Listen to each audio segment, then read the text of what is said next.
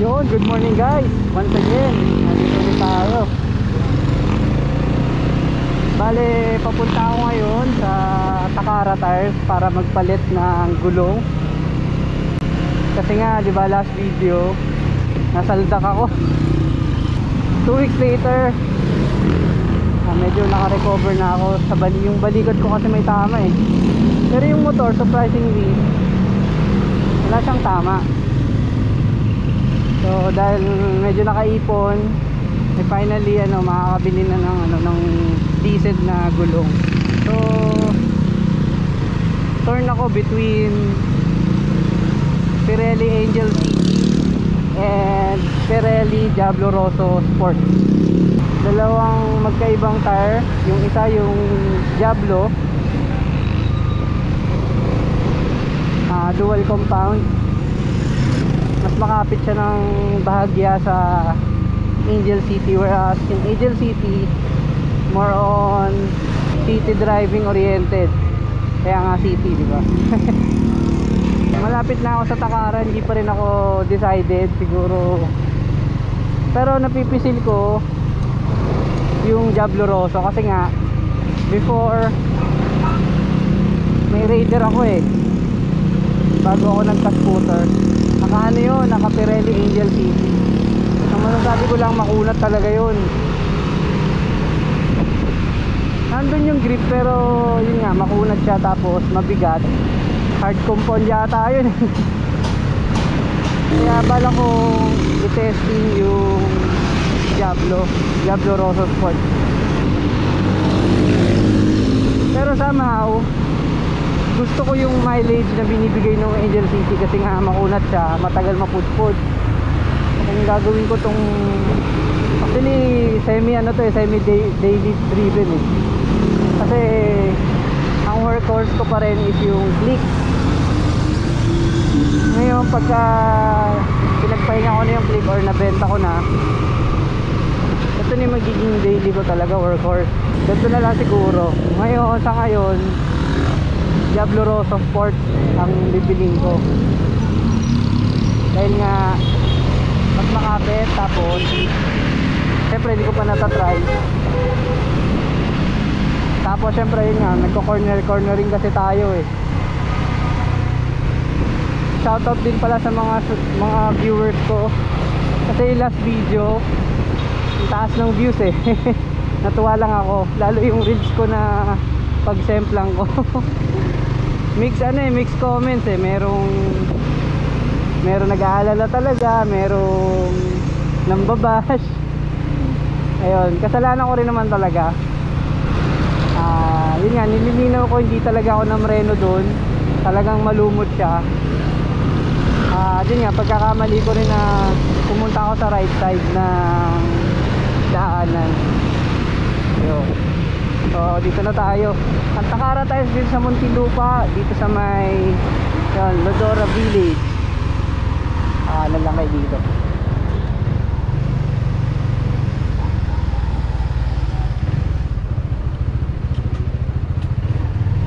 Dito siya, tapos kanan. Ito na siya guys. Ayun, sarado pa.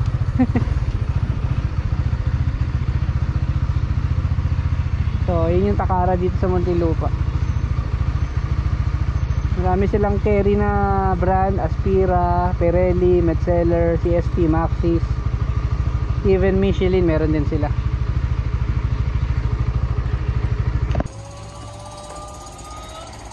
So guys, kinakabit na yung gulong ko. Nakapag-settle ako dun sa Diablo Rosso Sports. Bali ang SRP ng Angel City is per set 6,100. Tapos yung Diablo Rosso Sports 6,850. So ano lang, mas mahal lang 700. Siguro mas worth it to, mas makapit to eh. Tapos bumili na rin ako ng pito, yung stainless na naka-angled. So yun, update ko na lang kayo mamaya. So guys, ito na, nakakabit ko na. Nakatapos lang. Solid. Hindi ako nagkamali na Rosso Sport ang nabili ko.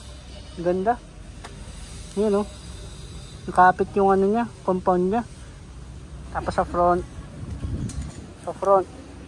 90, bali nga pala 90-80 pala to. 90-80 front, 120/70 sa rear. So yun. Ganda oh. Solid. Takara.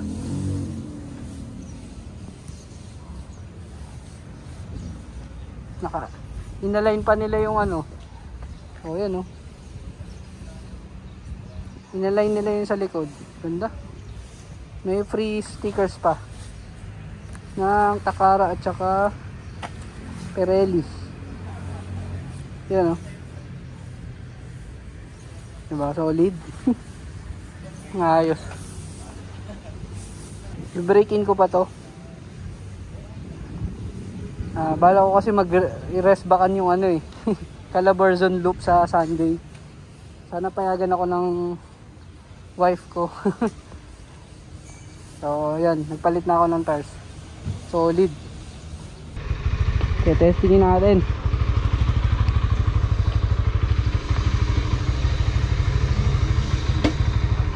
Okay. Yung stock tire ko nasa kanila pa. Bale, bago pa yun eh. Naka 3,000 kilometers. Bukas ko na lang babalikan sa kanila. Unang observation ko,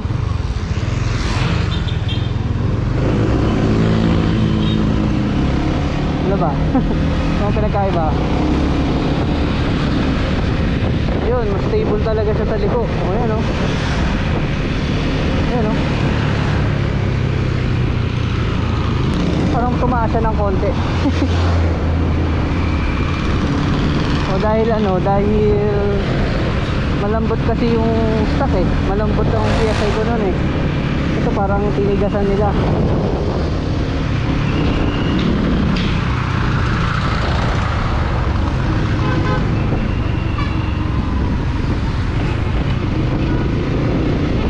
Solid.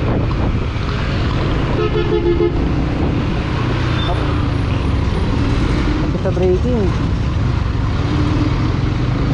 Tuwa ako sa grip guys, grabe. Pati yung acceleration nadagdagan.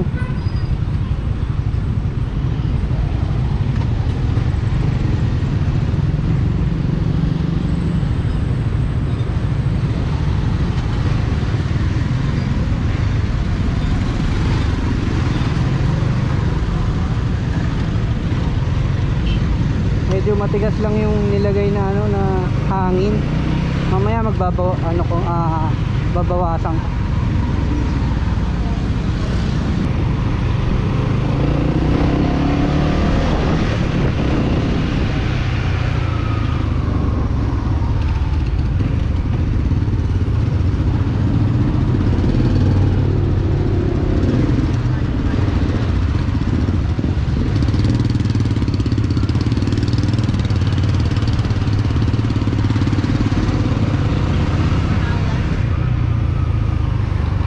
Solid. Matigas lang yung ano, PSI oh. Pero mamaya papaano ko to, lalambot ako. Naku ate.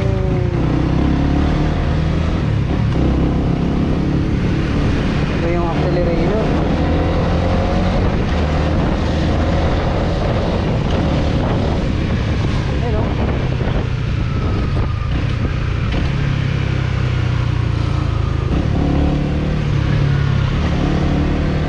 Sorry.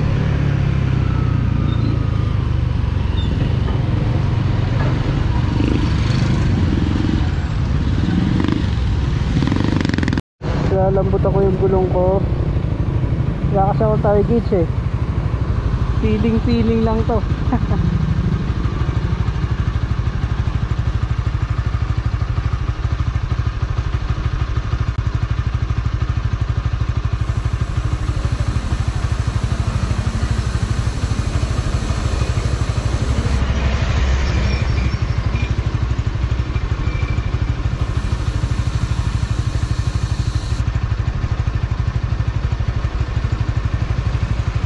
siguro okay na yun. Tapos sa unahan ganun din, mas malambot dapat.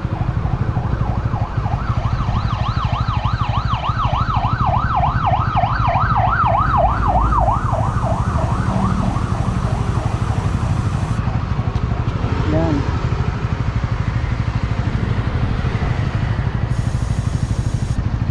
Yan.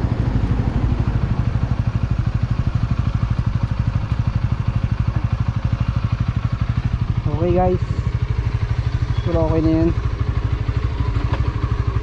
Lambot. Actually matigas pa rin. Okay na yan. Teka. Yan. Yung unahan medyo matigas pa pala. So bali guys, nabili ko yung Pirelli Diablo Rosso Sport para dito sa Winner X ko. Ang sukat ng gulong sa front is 90/80 by 17. Sa rear naman, stock size 120 by 17. Ako ganda. So yun yung pinaka size nya. Hindi muna ako nag-eksperimento dun sa ibang size kasi sayang, baka hindi ko matansya. Pero total price na gastos ko is for the set alone 6,850. Tapos nag-upgrade ako ng pito. May pito kasi sila sa Takara, which is yung angled stainless na air valve. 100 pesos isa yun. So dalawa na binili ko. So ang total damage sa akin is 7,050 pesos. So not bad for good quality tires na yun nga, dependable at saka yun nga, quality siya. So kaya ako bumili ng bagong tires kasi nga, di ba, last video talagang nasaldak ako. Tapos ramdam ko yung ano, yung dulas lalo sa basa. So dahil doon, kaya hindi ko na kompleto yung Calabarzon loop eh. So dahil meron na tayong bagong tires na makapit, bala ko rest bangan ko yung Calabarzon loop.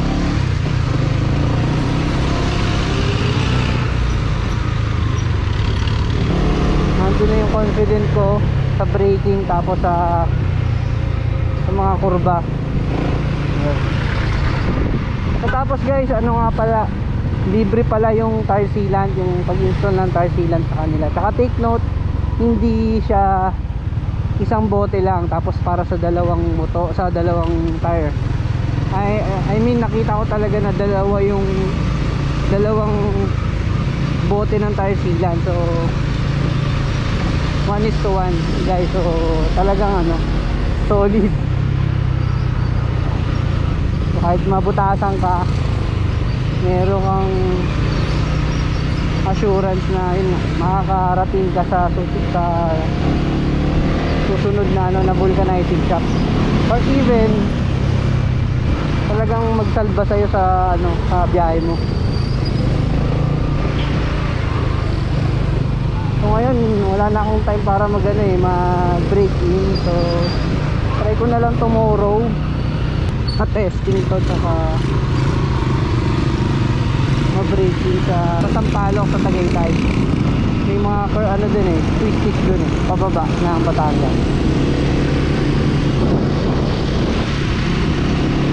So yun lang guys, yun na yung update. Hindi ko pa masubukan ng talagang ano eh. Pero right now nararamdaman ko yung grip talaga eh. Yan, yung unat pagka hinahawi mo yung handlebar. Ayan o.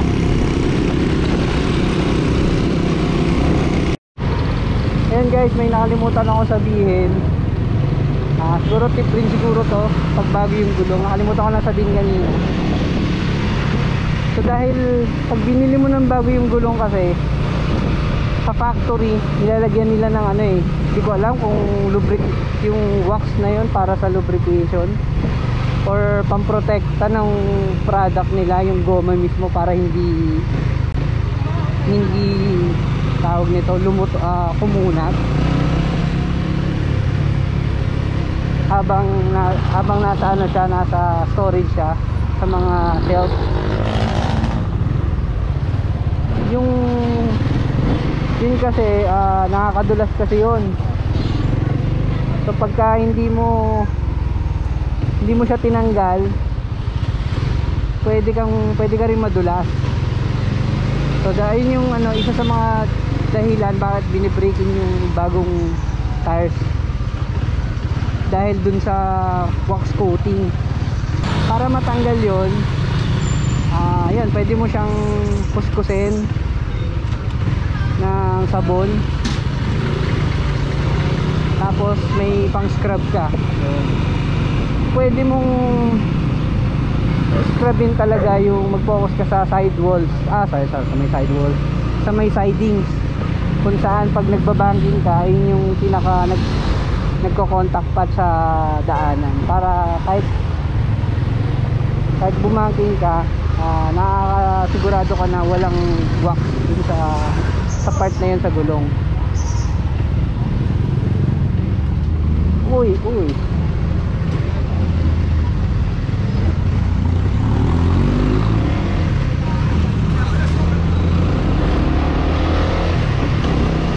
tapos yung gitna siguro kahit sabunin mo lang, kasi ano na yan kapag given na, kasi yung gitnang part ng gulong ay yung all the time na contact sa daan. So pag kukuskutin mo ng sabon na may scrub yung gulong mo, yung bagong gulong mo, mag-focus ka na lang dun sa hala, mabanggain pa tayo. Ayun, doon ka na lang. Nasaan na ba tayo? Ba naman yung si Ato?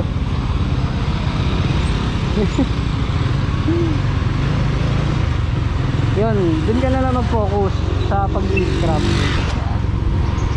para lang safe, di ba?